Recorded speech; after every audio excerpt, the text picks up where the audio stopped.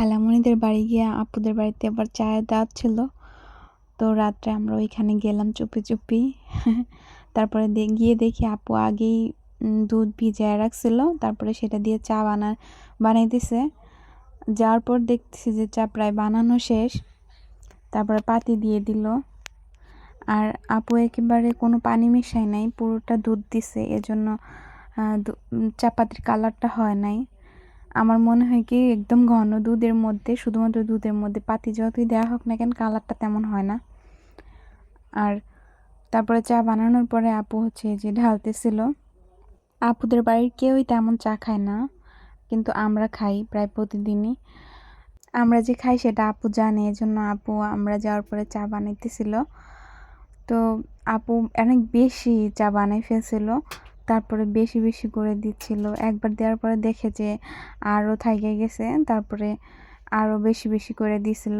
কিন্তু এর মাঝে একটা ঘটনা হয়েছে, এই কাপগুলো ছিল নতুন কাপ আপু কিনছে, তো এখানে চার কাপগুলো ফাইটা ফাইটা যাইতেছিল। তো একটা একেবারে বেশি ফাইটা গেছিলো, ওইটা চেঞ্জ করে অন্য কাপে দিছিল। তারপরে তখন বোঝা যায় না, পরে আমরা যখন খাইছি, খাওয়ার পরে দেখছি সবগুলাই প্রায় অল্প অল্প করে ফাইটা ফাইটা যাইতেছিল। এখন জানি না আপু চেঞ্জ করতে যায় কি না, তবে একেবারে নতুন কাপগুলো ছিল, ওই যে ওই দিনকে মার্কেট থেকে আনছি।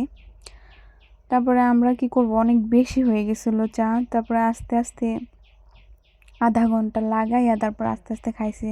আর ওই যে যারা ফ্রি ফায়ার খেলে তারা সবসময় ফ্রি ফায়ার খেলতেছিল। এটা ছিল তার পরের দিনের। মাহিমা আমাদের বাড়িতে চলে আসছিলো, মানে খালামণিদের বাড়িতে আমি ছিলাম, ওইখানে ছিল সারাদিন। তো সেখানেও আমার টাইনে বলতেছে, মামি চলো আমের ওইখানে যাই, দেখো কত নিচে আম। তো তারপরে হচ্ছে খালামণি রান্না করতেছিল, ওইখানে আমি এবার একটু বইসা ছিলাম।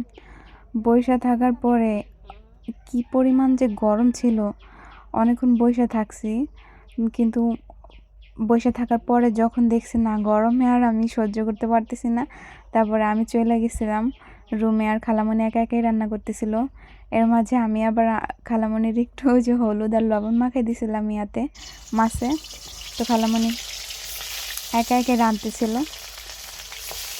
আমার হচ্ছে গরমকালে গরম সহ্য হয় না, আর শীতকালে শীত সহ্য হয় না, দুইটাই আমার জন্য সমস্যা।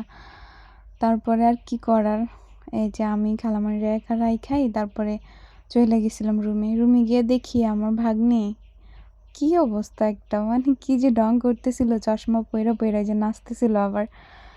তারপরে হচ্ছে আবারও আজকে আম কাইটে দিছিল খালামণি গোসলের আগে। তো আমটাম খাইয়া তারপরে হচ্ছে আমি গোসল করে আইসা তারপরে হচ্ছে ভাত খাইলাম। ভাত খাওয়াটার পরে আমি একদিনের পুরা বেড়াই টেড়াই তারপরে হচ্ছে চলে আসছি বাড়িতে বিকেলবেলা।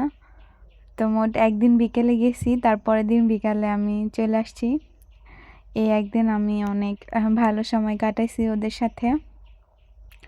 তো আমাকে আরও থাকতে বলছিল, কিন্তু আমি থাকি নাই, কারণ আমি বেশি থাকতে পারি না কোথাও।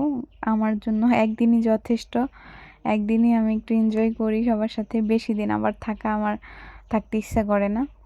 তো তারপরে আমি বাসা চলে আসলাম। থ্যাংক ইউ ভিডিওটা দেখার জন্য।